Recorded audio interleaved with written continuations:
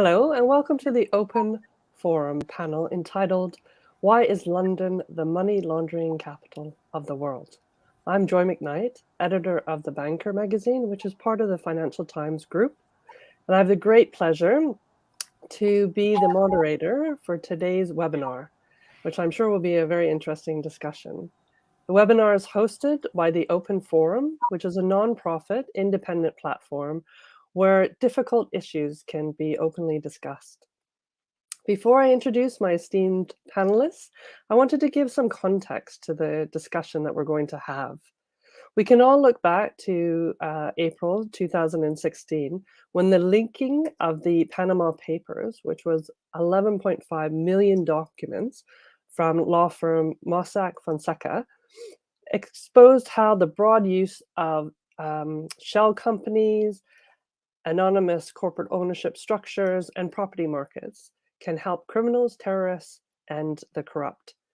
Later that year, high-profile campaigner Bill Broder dubbed London as the money laundering capital of the world. Yet years later, not much has changed. In December 2020, the UK government's own national risk assessment concluded that it's likely that there's been an increase in the amount of money being laundered since 2017. It's estimated that about £90 billion is laundered through the City of London every year, according to figures from the UK's National Crime Agency. Yet the UK is often presented as one of the best regulated countries in the world with regards to money laundering, with a slew of laws, including the Proceeds of Crime Act of 2002, the 2007 UK money laundering regulations, as well as adhering to the EU's multiple anti-money laundering directives. Today, London's prominence as a beacon for dirty money has been brought into sharp relief with the Russian invasion of Ukraine and the sanctions against some Russian oligarchs, many of which hold a lot of assets in the UK, especially in real estate.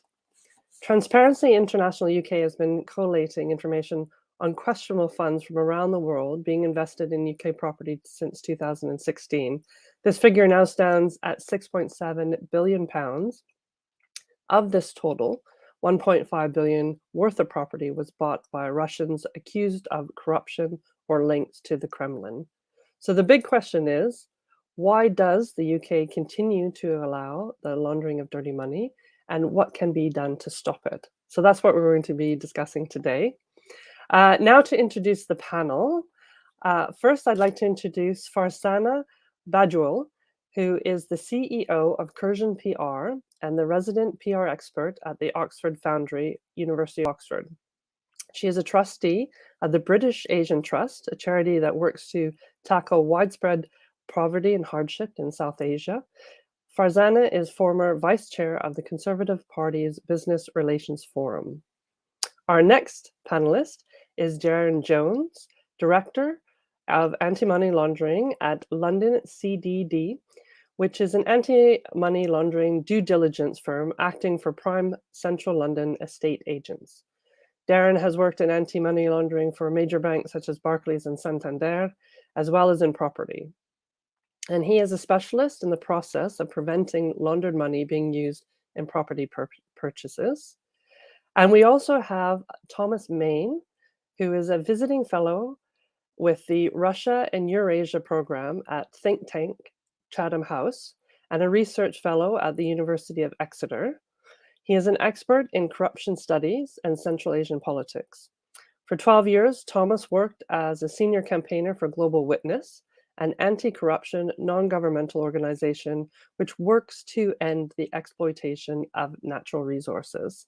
So thank you all for joining me. And just a reminder to the audience that you can ask questions and we'll address them throughout the webinar. But Thomas, I was going to start with you first. So can you provide a bit more background to the UK's problem with money laundering, especially around the recent Chatham House report that you co-authored entitled The UK's Kleptocracy Problem, How Servicing Post-Soviet Elites Weakens the Rule of Law. Over to you, Thomas. This invitation. I would say that, firstly, London is the world's largest financial centre, the UK, the world's largest net exporter of financial services. It's therefore self-evident that London is the world's money laundering capital, because a large chunk of this money moving through it will be the result of criminal activity. Now, our government likes to point to our good evaluation by the Financial Action Task Force, best in the last 5 years. But I think the FATF, the evaluations, and the countries that end up on the high risk list of third countries, there's a lot of politics involved in these lists. For example, Saudi Arabia was going to be on the high risk list, but was not put on there after various politicking by the Saudi government and royal family. I think also jurisdictions end up on these lists for failing to implement a set of international standards, not necessarily because they pose actual money laundering risk. And as a result, I think there's a rather weak relationship between the actual risk and being on this list. It seems absurd to me that Jamaica, for example, is on this high risk list, but Russia, Kazakhstan, Turkmenistan, perhaps the most corrupt country in the world, isn't on the high risk list. Now, here in the UK, we obviously have very close links to our offshore centres, British Virgin Isles, Cayman Islands, Jersey, and so on. But we have a problem right here in the UK, certainly with company registration. You can register a company here for as little as £12. There are very few checks on your identity if you do register a company here. A few years ago, we instituted a new register, a beneficial ownership register, which puts the real owners, or attempts to put the real owners of these UK companies on record. But again, there are very few checks and very few penalties for people putting down false information. So we've had journalists go into that register, and they've found that people registering as owners and company directors with such names as Stalin and Hitler and Judas Iscariot. So it's clear that people aren't taking this seriously. I think it's also a question of enforcement. We have an underfunded national crime agency here, attempting to deal with over 500,000 suspicious activity reports sent by banks and other institutions in 2021. And as a result, only between 1% and 3% of frauds perpetrated against UK citizens lead to a conviction.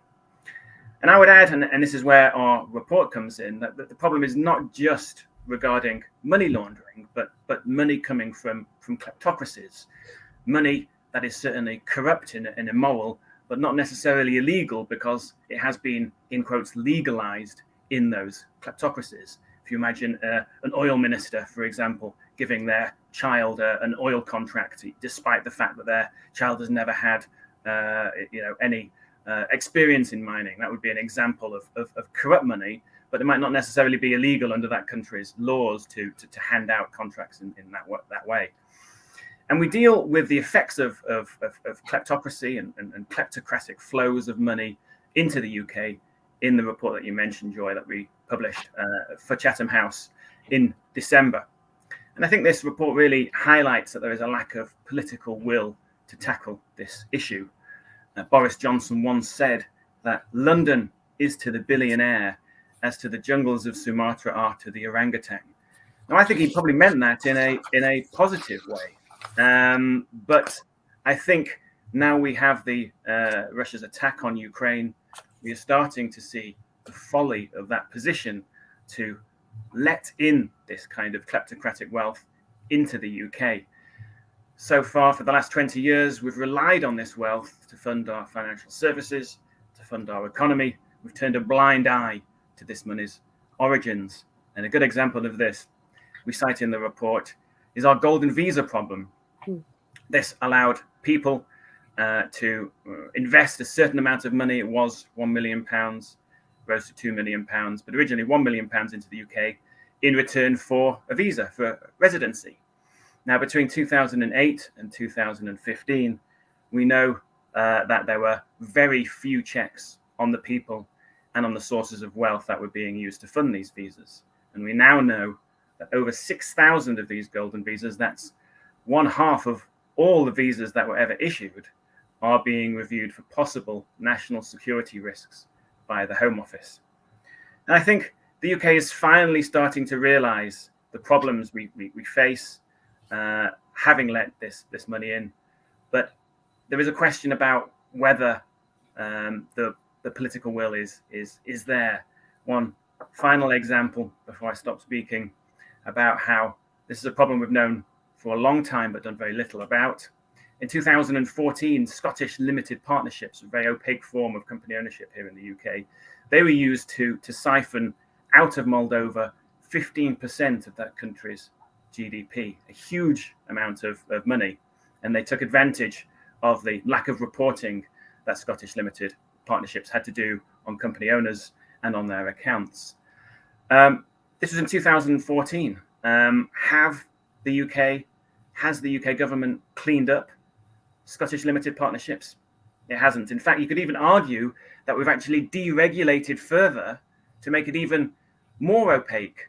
And as a result, we've seen yet more scandals with Scottish limited partnerships and indeed other UK companies here in the UK. So will the attack on Ukraine finally change the UK's position on accepting this money? Or is this only going to be a temporary blip? If and when Russia withdraws, are we simply going to see all of those funds, those companies, those properties, those yachts return to the oligarchs for them to do what they will with? It's a question I don't know the answer to yet. I hope this is a line in the sand and the UK starts to realize that letting in this kind of money has not been a good idea. But I stand to be convinced whether their mind has truly changed about this issue, because it's not just Russia, of course. We have lots of kleptocracies around the world, and that money has unfortunately, in the last 20 years, found its way to the UK. Okay, I was going to just do a follow-up question, if you don't mind. What would you say, Thomas, would be an effective anti-kleptocracy drive? What would that involve, actually? Well, there's lots of things we can do. We mentioned some of them in our report. We need enforcement over Companies House or Companies Register to crack down on those people who are abusing the system. I think also we need better checks on the enablers of corruption, the lawyers, the bankers, the real estate agents. I know some of them will be doing their job, but there will be some of them who are not doing their job, who are turning a blind eye to this kind of suspicious wealth. It is, of course, it is illegal to fail to report a suspicion of money laundering here in the UK if you're within a certain regulated sector, which includes banks, real estate, accountancy. And yet we see very few convictions of people in these regulated industries for failing to report a suspicion of money laundering or a failure to uphold the money laundering regulations. There was a case a few years ago with a solicitor who was looking to do a deal for the president, for the daughter of the president of Azerbaijan. We only learnt about this through the Pandora Papers leaks. Yes, he was fined, but he wasn't prosecuted. There doesn't seem to have been an investigation, despite the fact that this transaction appeared to show a risk of money laundering. So there's lots we can do. I think we need to concentrate on better enforcement, but also we need to have better oversight of these regulated industries to make sure that the people who work in these industries are fulfilling their obligations under the anti-money laundering regulations. Okay, brilliant. Thank you so much for that, Thomas. Darren, I was going to bring you in next.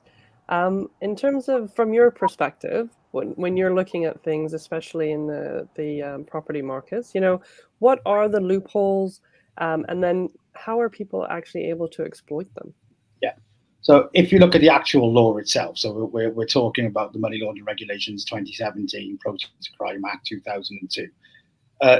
They're actually quite strict. They're full, and there's a lot for people to follow. And then if you follow them properly and did the job properly, you would actually pick out a lot of the money laundering before a property transaction was ever completed. So the biggest weakness in the actual money laundering regs itself is we're talking about money laundering, but it only talks about money twice, and both times in relation to high-risk PEPs from overseas jurisdictions. So If they do follow the rules, you'll get them. I bring you to, and I think Tom just mentioned it, oversight is a big thing. There are something like 25 regulators in the UK. HMRC is the regulator for the property sector. They've all got competing guidance that they issue out. So I will deal often with real estate agents on one side, lawyers on another, and they're telling their clients different competing things in terms of actually checking where their money's come from. So, the best way for a money launderer to buy property in London is through an offshore company registered in British Virgin Islands. They're completely secret. I would have to request the documents from the client, which you have to get. You have to understand who owns the company before, again, they can buy the property. But there's nothing in their actual regulations that says you must understand where the money comes from. But you'd be a fool if you didn't. So again, you look at Companies House in the UK. I could register a company in the time that we've been on now. I could have registered a company. I could be a disqualified director. Nobody at Companies House checks if I'm a disqualified director. They just register my company, and I nominate who my person of significant control is, which should be 25% shareholding or above, or anyone else that can dispose of my company's assets. But again, I'm telling them who that is, and there's nobody checking. So those loopholes can be exploited. Now, we've been promised. If you look at the current situation with Russia, we're in a situation where a lot of people have been sanctioned. Yesterday, a yacht was seized in Canary Wharf. You couldn't do that with a company, because even if you thought a address in London was owned by somebody that is sanctioned, you would check the land registry and you get the name of a company. Nothing there tells you who ultimately owns that company or that property.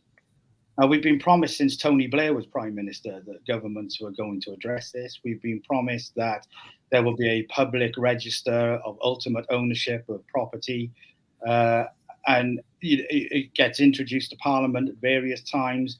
Then something else takes over and immediately it's dropped. And it just seems to be that it's not a priority for governments to tackle. And as a result, it makes enforcement almost impossible. I mean, if I was a national crime agency and I wanted to seize a sanctioned individual's assets in London, you require the cooperation of the person whose assets that you're trying to seize to be able to do so. So it becomes almost impossible. And equally, it's a very long legal process to go through with multiple appeals, vague laws with grey areas, and ultimately you're looking, it's a lawyer's dream that they could they can milk as much as they want, and cases can take years to get settled, and oftentimes the sanctions are lifted before they do. So that's the biggest thing that we need to do. We need to get a proper and enforceable register of ownership with proper oversight of the actual industry. So, just to bring you to property again, HMRC is the regulator, but they estimated in 2019 to 2020 of property deals in London of over £5 million, 50% of them were completed by agents who are not even registered with HMRC for money laundering supervision. So they could be doing nothing, taking no part of the rules at all, just introducing buyers to sellers, completing deals, and relying on solicitors to do their job and calling it done. And there's nobody out there actively checking whether those agents are registered. The lawyers don't have to check if they're HMRC registered for money laundering supervision. The other agents don't do it. They just take the introduction and move along. So there's a huge amount of work to be done. But if applied properly, you could and should prevent the money laundering getting through. And we need government to actually properly fund the regulators and do something about applying standards across the board so there aren't competing guidance notes out there. Okay, I was also just going to ask another follow-up question, because I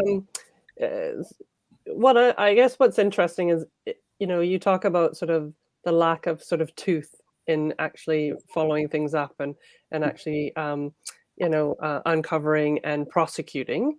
But do you think that there's anything that governments can do to either better construct or and enforce, I guess is maybe your point, the anti-money laundering Well, regulations? it's illegal for anybody in the UK to to act as an estate agent without being registered for money laundering supervision with HMRC as their regulator. It's illegal. That is in itself an illegal act. The penalties, it could be 14 years in prison or an unlimited fine, but that doesn't stop them. I mean, you could look. I mean, a quick win would be for HMRC to actually dedicate some time to, getting a list of the companies who are registered as estate agents at Companies House, and then actually checking that they're on their register. And if they're not, go out and visit them and find out what they're doing. I mean, is it an active business? Is it somebody that was going to start a business but then ultimately didn't? I mean, that would be a quick win. HMRC will argue they simply don't have the resources for that, and I'd agree with them. But that would be a very quick win. When they do visit a premises to conduct AML checks on the actual to make sure the agent has been doing the proper checks, they're very process driven. So, for example, if you look at somebody proving where their money came from, they may have a letter from the bank saying that they've got £3 million for the purposes of purchasing a property, and the estate agent says, "Oh, well, it's come from a regulated bank. It must be okay." They've confirmed this, and HMRC will say, "Well, they've got proof of where the funds are coming from and that they're there." Nobody's actually said, how did that money get into that bank account? What was the ultimate origin of those funds? All we know is that those monies arrived. We know that they're there. The bank has confirmed that they are, and everybody's relying on the fact that the bank hasn't missed something. So again, you could make it a requirement. Like I say, in the regulations, the money laundering regs of 2017, it only mentions source of wealth of the individual and source of funds for the transaction twice, and it's both times in relation to a high-risk, politically exposed person from a high jurisdiction. All right, now I'm going to bring in Farzana, and I was going to ask this question to you. How do kleptocrats build influence in the UK across politics, philanthropy, the media, and then online reputation as well? I think what's interesting is the UK obviously is a money laundering capital, but it's also a centre of excellence for professional service firms. And I think when you look at the different organisations and you look at our institutions, there are vulnerabilities there. So I'll give you an example. In terms of professional service firms, you've got a lot of sort of auditing companies that also provide advisory, and so of course that is a conflict of interest in terms of them sort of throwing up auditing issues because of fear of losing the advisory work. So that's, for instance, one sort of vulnerability that has been talked about for a long time, but there hasn't really been so much of a will to actually work out a solution. Another vulnerability is around political donations. So I remember I used to work in fundraising for a while for one of the political parties, and although the people making the donations thought that they had influence, it was always a bit of an inside joke that they didn't really, and it was sort of, and obviously, just in terms of my personal experience.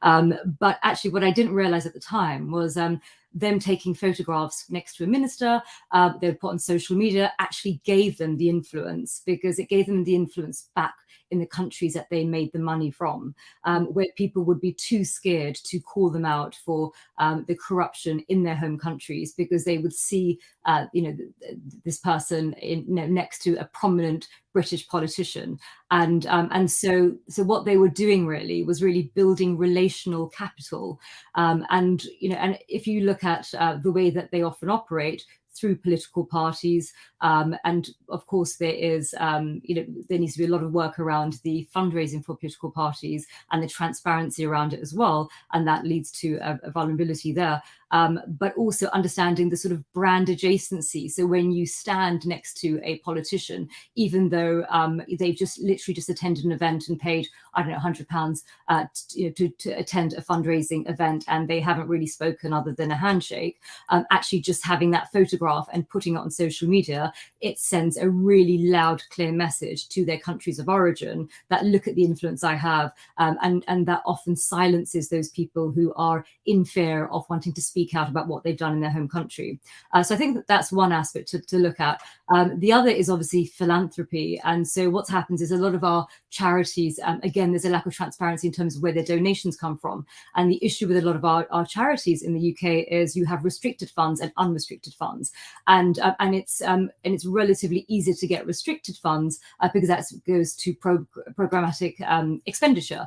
But it's quite difficult to get the unrestricted funds that goes towards the operational cost of running the charity. And so consequently, that tends to come from donations from high net worths, for instance, and then within lies the vulnerability, where again, these people have come in from other countries. They are keen to show that they are purposeful. And of course, if they operate within donations for various different charities, especially the high profile ones, not only will they sort of build their own personal brand, but they'll also make relationships. Because I think if you think about it, a lot of them have made money from, I don't know, the oil and gas sector, extractive industries. And all of a sudden, when they arrive in London, they have this incredible network of people across sort of politicians, across different sectors in media, this sort of society, and that all comes through because they use often philanthropy as a vehicle, as well as donations to political parties as a vehicle to build relational capital.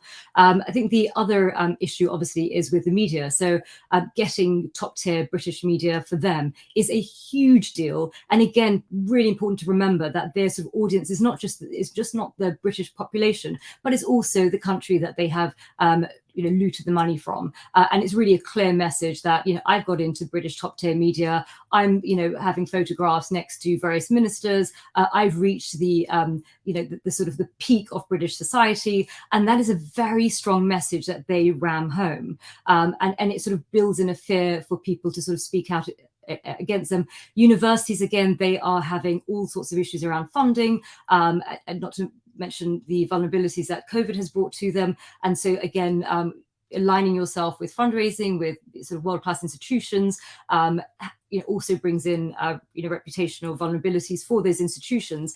I think, people often think, well, why, we've always had oligarchs. We've always had them sort of, coming in. We've had people from all over the world who didn't really demonstrate an interest in football, and all of a sudden they bought, spent billions on football clubs. Why didn't we make a stand before? And it could be that actually the sort of short-term vision of people was very much, oh, well, they're bringing money to the UK.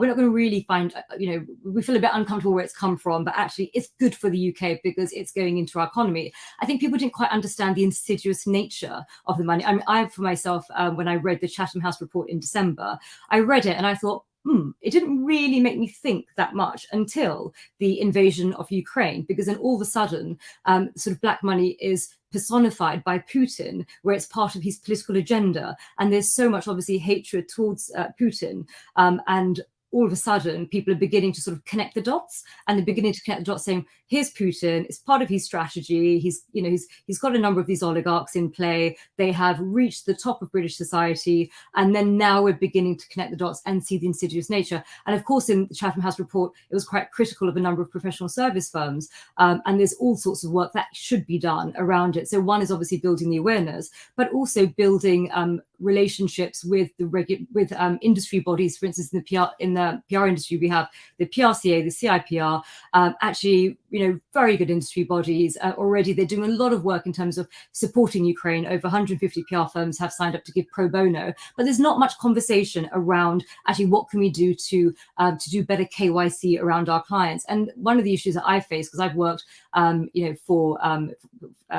in the market for over 10 years, is actually you sometimes don't know who you're actually working for. So you could be working for a charity or an arts and culture organization, but the money ultimately is coming from a foreign government. And this is where the issues are, where a lot of professional service firms are blamed, but ultimately we don't always know who our client is, because the client in turn has been funded by ultimately a foreign government, and it could be 6-7 steps backwards. And I think one way to sort of counteract that is to really bring in the critical importance of having transparency of donations. So if we were to work with an arts and culture organization, for instance, we can have a look on their website and see, well, actually, where did the donations, the significant material donations come from, and then be able to sort of work backwards. But without that in place, it's very difficult for professional service agencies to sort of know, and it sort of then lends itself where where a number of my peers in the industry, we had a number of sort of Russian organizations reach out to us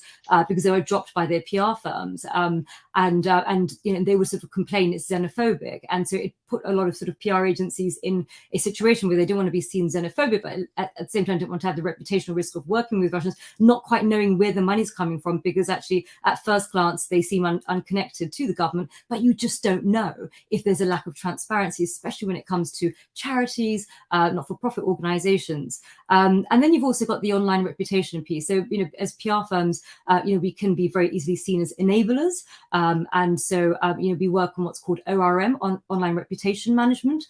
We aim to sort of get top-tier media coverage for our clients, to build that third-party endorsement that enables them to sort of move fluidly through British society. And again, I think professional service firms, ultimately, it's become an eye-opener in terms of what's happened with the invasion of Ukraine. I think you've got a narrow window to really make a difference, because it could just basically be a window of awareness and then we go back to business as usual. But I think we've got an opportunity here to actually, now is the time to start working, especially with professional service firms in unregulated industries such as communications, to work with the industry bodies, to bring awareness, to bring a toolkit so that people can be much more mindful. We are going through a moment where people are much more sensitive about this, and it's the right time to capitalize upon it. And you even have, for instance, law firms such as Mishcon de Rea, that was cited in the Chatham House report, that's recently set up the Ukrainian Justice Alliance of a whole body of law firms giving pro bono support to Ukrainian organizations. So there is movement and shift happening, but we do have a window, and I think it's the right time to start moving fast in a more strategic way rather than just finger pointing. I think what you said is so important, especially around we can't turn a blind eye anymore. You know what I mean? We can't, that transparency has to be there. We have to be able to see where that money is coming from.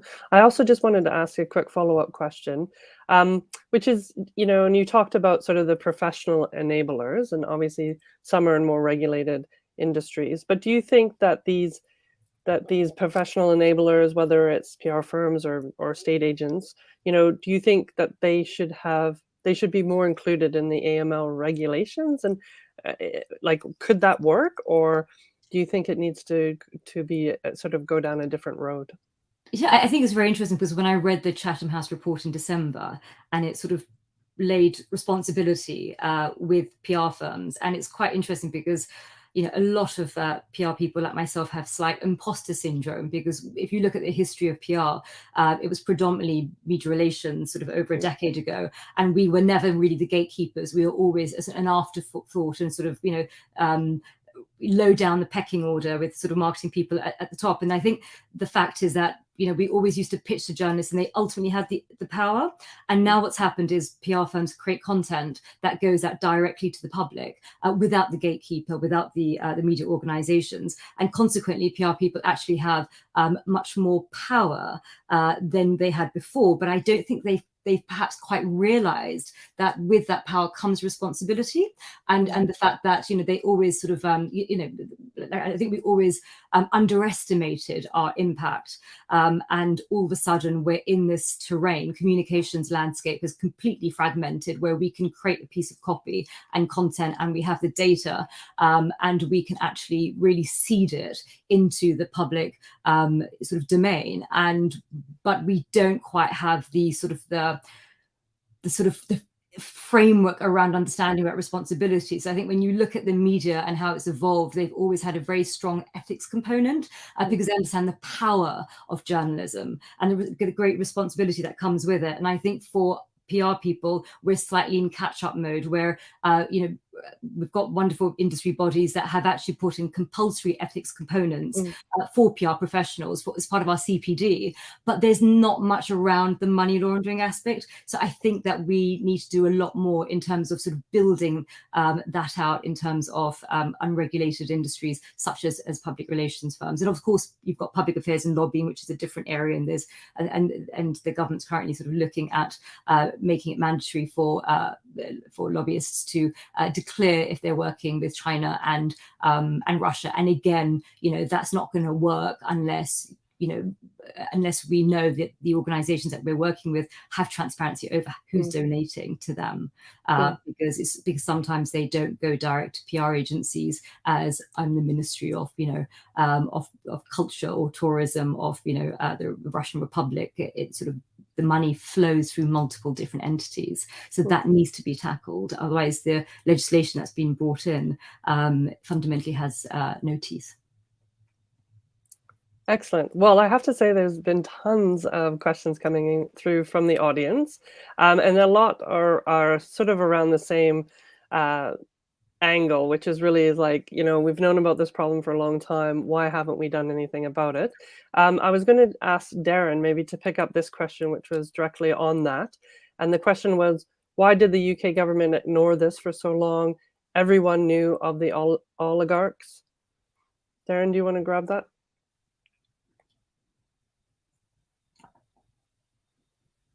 I think partly lack of understanding of exactly what the oligarchs were when they appeared. They sort of started appearing in the mid to late 1990s, early 2000s.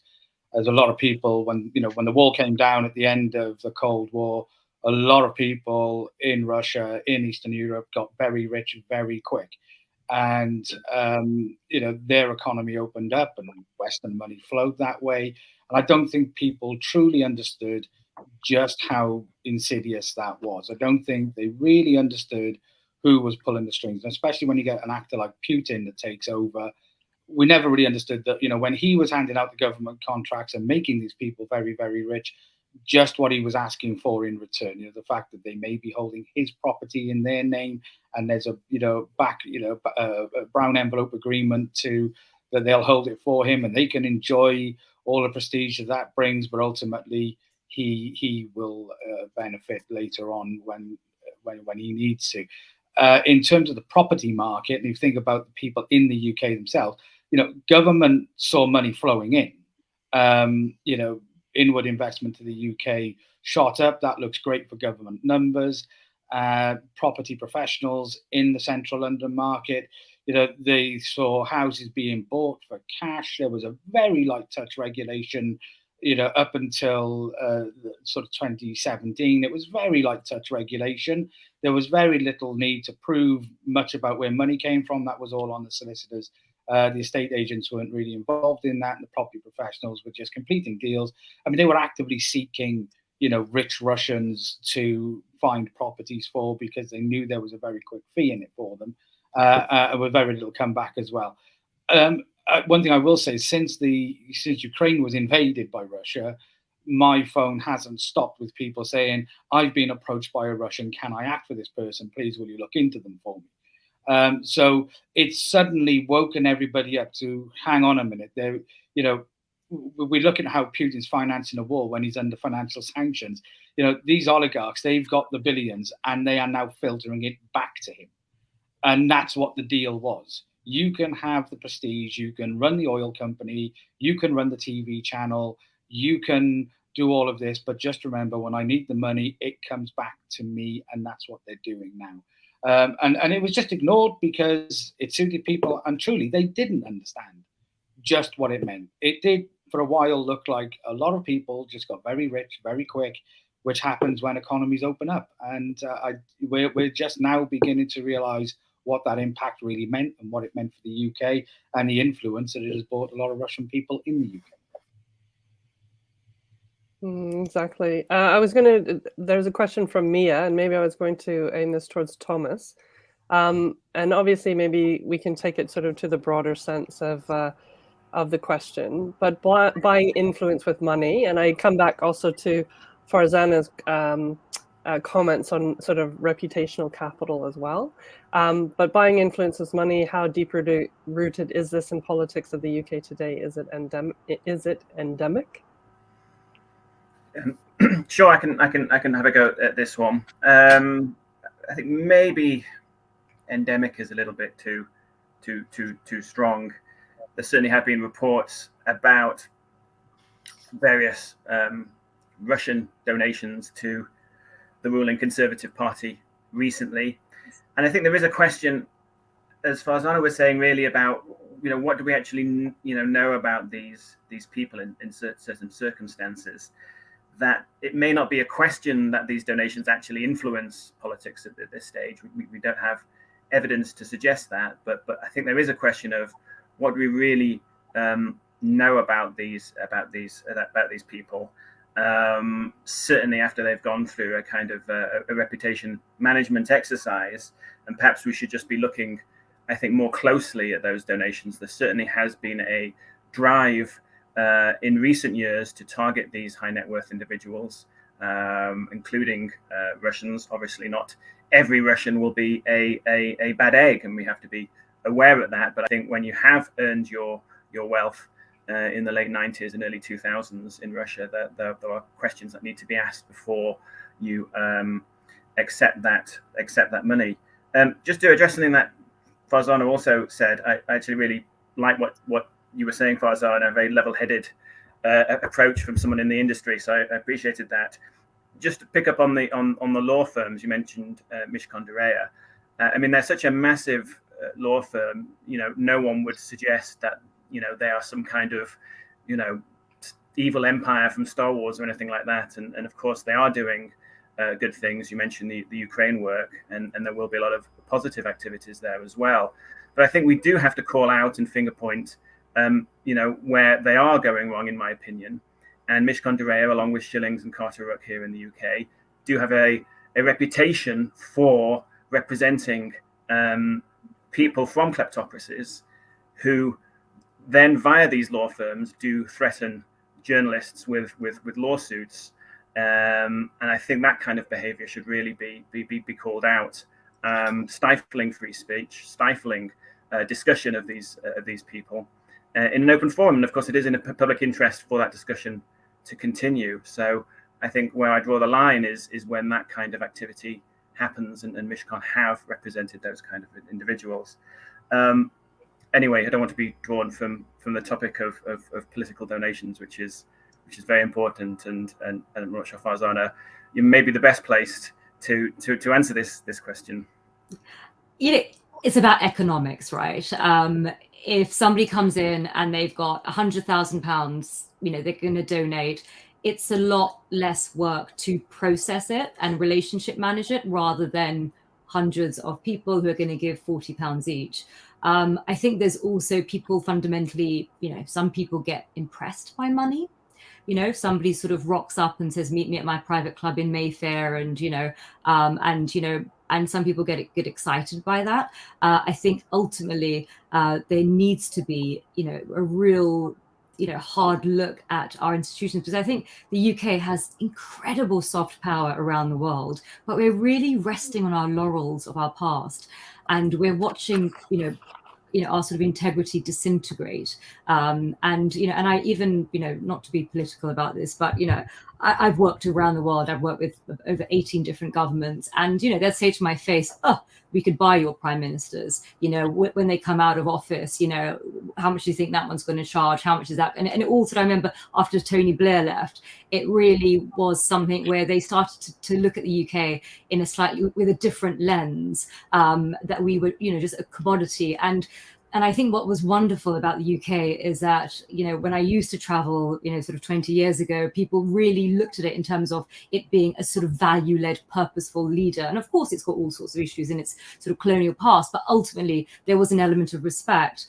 And what's sort of happened is that's just been eroded, because my family are originally from Pakistan, and it's just a joke that as soon as somebody goes into politics, inevitably they're going to buy the flat next to Hyde Park, inevitably their kids are going to go to the posh private schools, and it's not just something that's centered around Russia and the CIS, it's around the world. And I think the UK has got to be really careful about its reputation, because you can only rest on your laurels for so long, and after a while it's going to come back to haunt us. And we really want to be perceived as a country where our governance is weak, and then yet we still lecture other countries on their lack of governance, and then people are just calling us out to be hypocrites. And I think that we all need to sing from the same hymn sheet. We need to take a value-led approach. And as a country, we're not part of the EU. You've got big players coming in, like obviously China, Russia. We need to really craft a position for ourselves on the global stage, and that should really be one area that we do have is our values. But if we don't have those anymore and we're becoming a laughing stock on the world stage, we don't have much to offer. And our institutions are world class, but they need protection. I think that's the biggest threat, actually, as we go, if we go further down this road, and, even to be identified as the, money laundering capital of the world, that has a huge impact on the UK's reputation. We're getting tons of questions coming through, and I have 3 that have come through, and I'm just going to say them all 3 of them, and then maybe start with Tom, but we can also have everyone else pitch in as well. So the first question is, what is the civil society doing in all this? Why aren't they speaking out more? That's from Edinburgh. From Norfolk, we have outsiders are hogging the real estate in central London, which has shot up the property prices. How can this be addressed? And the third one is, has the Ukrainian crisis caused any greater dent in the consciousness of the government to make changes, or this too shall pass in loopholes? Will this continue? So Tom, maybe I'll start with you first. Sure, absolutely. I mean, when you say civil society, it really means about what subject. And I think civil society is speaking out a lot about this. Transparency International, you cited, Joy, at the beginning of this talk, some great stats on the amount of money coming into the UK. There's a great organisation, Spotlight on Corruption, that do a lot of work on the UK's money laundering legislation and what can be improved. I think more than ever, there's perhaps more reporting on corruption. You have websites like BuzzFeed now reporting on corruption cases. So I think there's actually a lot going on. Has it filtered to the mainstream yet? Do you have to search it out? I think so, but I think there are a lot of questions being raised about these issues. Perhaps not to a critical level that it's actually having an effect on policymakers, but the information is out there, and I urge you to just, as I say, go to these organizations' websites and check out that information. On the question of real estate, Darren mentioned earlier this new legislation, which actually was now passed very, very quickly after original plans to shelve it for another year. The Economic Crime Act has finally been passed. Darren, you're quite right to point out it was, on the books from 2016, but was delayed, and all of a sudden, because of the attack on Ukraine, it has now been passed. So this means that if you own a property in the UK through a company, you have to put the owner of that company on record. So it's not going to be able, in theory, to hide behind a company. And I think you have to do this within the next, I think it's 6 months. I think it is. It might be 3 months. But that is part of the law. But as we've been talking about, it's all about the enforcement. If there are not penalties for people who fail to do this, or for people who produce, false information, in the same way I was talking earlier about the abuse of Companies House, then it's simply not going to be effective. If we can bring more transparency to the property market, if we can clamp down on those money launderers, then we will stop this kind of practice that we've seen so far in London, where people buy up whole swathes of London's richest streets, but never actually live there. And as the question says, it does push up the house prices. So if we can have better transparency, then perhaps this practice will stop. And the third question about the Ukraine crisis, has it caused any dent in the conscience of the government? I think that is to be seen. I think the government are doing, a reasonable job there in terms of the sanctions. We were a little bit behind the curve for whatever reason, but we have ramped up the sanctions now against the oligarchs. I think Boris Johnson's saying all the right things, at least, but there's still a lot of work to be done. And as I said in my speech earlier, it remains to be seen whether this will represent a fundamental shift about how we think about this money. As Farzana said, it's not just Russia. There's all kinds of dodgy money out there. And we need to rethink about how we actually react to this money, which may not be illegal, but is certainly immoral or corruptly earned, let's say. Darren, did you want to come in? Yeah, I mean, I can speak to the second question, the real estate part. So, yeah, I mean, you do see plenty of empty buildings in London. Look them up on the land registry. You'll find it's usually a company registered in the British Virgin Islands or Panama or Cayman Islands or somewhere similar that owns it. And that is inflating property prices. But the thing is, it's not just central London where the property prices are then being inflated, because the people that would have otherwise bought in central London now have to buy, say, in zone 2, and the people that would have bought in zone 2 now buy in zone 3. So actually, it's increasing circles outwards and pushing up property prices everywhere, and it just gets massively inflated. And you can look at some properties and you can see they were bought for, say, 1.5 million in 2002. They're now worth 30 million pounds. And that's not just because they're very desirable and fashionable areas to live. So there is that. Maybe if the bad money stopped flowing in, it would help to address that somewhat. It won't solve it, but it will help to address it a little bit. Was it Tom was mentioning about the act is now passed for the public register. Now, great. I want to see how that works, because it's desperately needed. If it is a case where, as with Companies House, let's say I own my house through a company in the British Virgin Islands, but I put my dog's name as the beneficial owner, then that's really not helpful to anybody. What level of proof will they have to give to show who actually is? Now, I can tell you from being a practitioner that, I mean, just yesterday, I unwound a transaction where the owner was registered in the British Virgin Islands. There were 6 other companies in that ownership chain. So it was a company owned by a company, owned by a company, owned by a company that is wrapped up in a trust, until I got to the people who actually owned or would benefit from the sale of that particular property. Now, is the government going to actually give the resources needed to go through that process and require people to do it? Because if you want to prove that that's where they are, that they are the owners, that's the only way to actually prove it, to provide proof. Otherwise, if you're not going to do that, then you have to make the fine or the potential punishment so severe that it's not worth putting the dog's name down. If they don't do that, then they may as well just not bother passing the act. Okay, and Farzana, just before I bring you in, I was going to we have a video question. So one of our audience has sent in a video question, which is amazing. So I was going to get Gaurav to play that, and then you can answer those 3 or the video question as well. Hello all, good afternoon. I just have a question which I need to place across to all of you. Basically, the economic offenders often run to London in the hope of being saved by the loopholes and end up playing the system. In India's case, we have Vijay Mallya and Nirav Modi. They have the money, they invest, they get visa, and they fight extradition or claim asylum. Why can't the British government allow for such matters to continue? Surely not good at the diplomatic relations too, isn't it?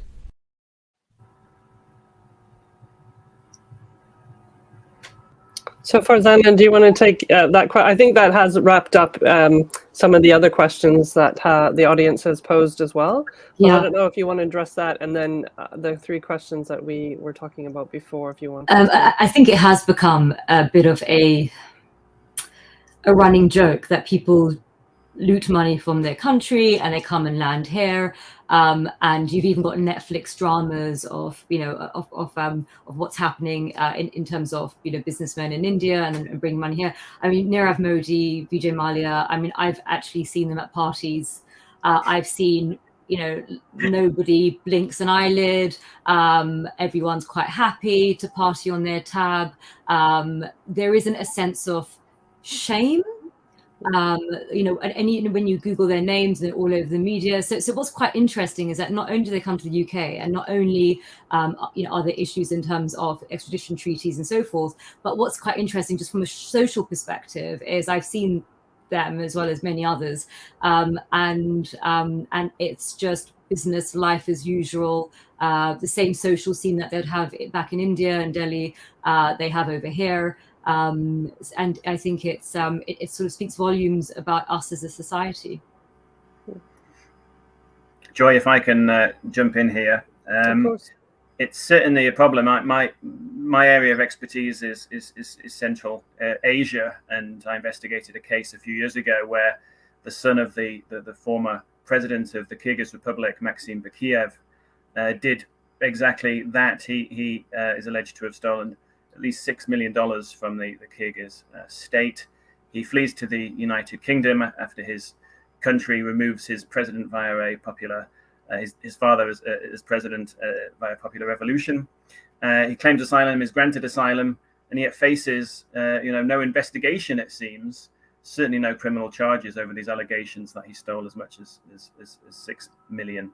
I think what we have here, we're going to need another session with a few legal experts to deal with this, is we do have this problem with accepting or not accepting other countries' laws and investigations as basis for our criminal investigations. I suppose the reason for not going after Maxim Bakiev was because we supposedly couldn't rely on the judicial system of the Kyrgyz Republic to produce evidence that can be relied on in a court of law in the UK. And yet, in other occasions, for example, yesterday, University of Exeter released a report on unexplained wealth orders, a new type of legislation here in the UK that is supposed to crack down on kleptocrats and money launderers. Yet in one of the very first cases, a unexplained wealth order issued against property owned by the daughter of the then president of Kazakhstan was rejected because the daughter of the president produced a document which said that the Kazakh prosecutor's office has said that all this money is legally acquired, and it's actually part of the legislation to say we have to accept the legality of assets acquired legally according to that country's law. So we're in a real conundrum here about what to do with these people when they arrive in the UK, when we can't rely on countries' legal systems necessarily to produce accurate and politically unbiased information. And I think that pertains to so many countries and so many people here. What I think is interesting in the UK is that we don't really have, again, that political will to go after these people, whether it's relatives of the Indian ruling family or Kazakhstan. It's almost considered not British to go after these people, and I think that has to change. And one reason that might be is because it's so much easier to target your low-level drug dealer or organized criminal than to take on these people who have law firms at their disposal. So the easiest thing to do is to not ask questions, and unfortunately, they get to live out their lives in luxury in the UK. It's not an ideal situation. I'm not sure what the solution is, but I think it does need a little bit more of a political will to actually investigate these people and to seize any assets which have been acquired corruptly. Okay, I'm afraid we're sort of coming to the end of the webinar, but I did want to ask each one of you the same question, the same final question. And it sort of ties into that. And you did answer it a little bit there, Thomas, but I was just sort of wondering, like, for me, this is a global problem, right? And to me, it needs really an international solution to that. So, what do you think could be done on a global scale? And then, how can global cooperation become more effective? And Farzana, would you like to take that one first? Sure. I think if you look at the enablers, so the professional service firms, a lot of our sort of industry bodies tend to be part of a wider global industry body.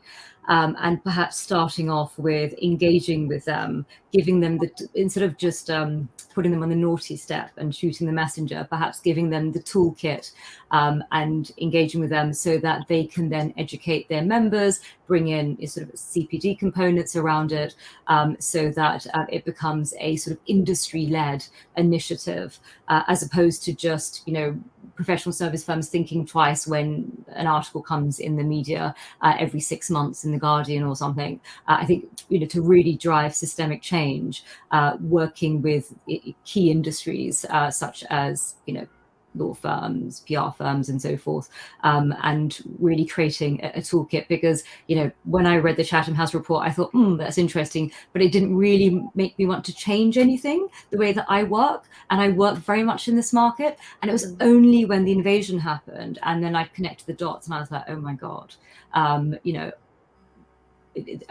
got to really change the way that I work. And that's a realization doesn't come from shaming, it comes from educating. And I think that we've just got this wonderful window, and the silver lining of this awful invasion is that people are emotional about it, people are aware about it, and this is our sort of our moment of change. But I think we'd have to be strategic and expedient. Excellent. Thank you so much, Farzana. Darren. Yeah, I echo what Farzana said. Definitely, education is going to be the way forward. Equally, for me, regulation and joined up regulation across all of the services, whether it's financial services, a state agency, law, so on, that's a key aspect as well. So just within the UK, we need to get away with having 25 different regulators and actually sort of narrow that down a little bit and have a lot of cooperation across them. With some standard guidance, and then take that upwards, so the UK then to work with, UK regulators to work with EU regulators to work with, the wider region, so we get to the world. And the FATF does do its best to do this and to help sort of facilitate those discussions. But you've got to join up the regulations and have everybody trying to do the same thing. The US does a very different thing in property than the UK to the EU. And Thomas?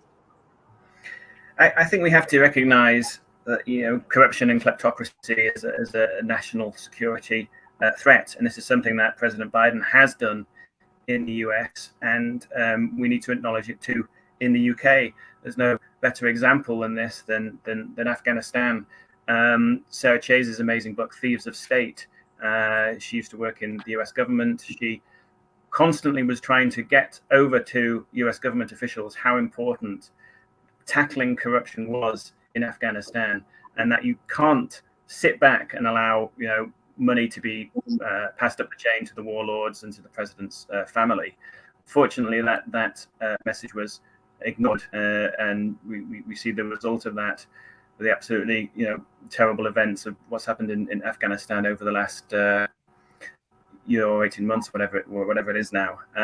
So we really have to recognize the corrosive effects of corruption, not just on countries which suffer from high levels of corruption, but also potential effects of corrupt capital in the UK and elsewhere. We really need to recognize, as Farzana was saying, some of the far-reaching effects that this kind of money can have on our democracies. Excellent. Well, I have to say, thank you all so much for your insights. I thought it was such an interesting discussion. So thanks, Farzana, Darren, and Thomas. And thanks to the Open Forum for arranging this webinar. I thought it was really good. So thank you very much again, and thanks to our audience for watching. Thank you.